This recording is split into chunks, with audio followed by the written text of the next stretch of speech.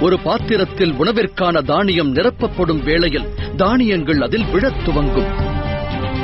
ஒவ்வொரு தானியமும் அதற்கான ஸ்தானத்தில் நிலைக்கும். அந்த பாத்திரத்தில் எந்த தானியமானது மேல் உள்ளது, எது கீழ் உள்ளது என்ற பேதமானது தானியத்தில் இருக்காது. ஏனெனில் பாத்திரத்தில் உள்ள தானியம் அனைத்தும் இறுதியில் உணவாக வேண்டியதே.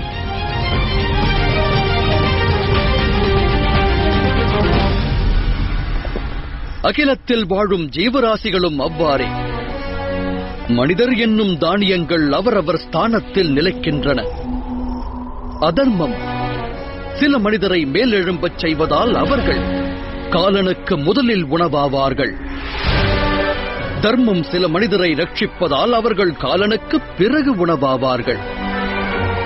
ஆனால் அனைவரும் காலனுக்கு உணவாக வேண்டியவர்களே.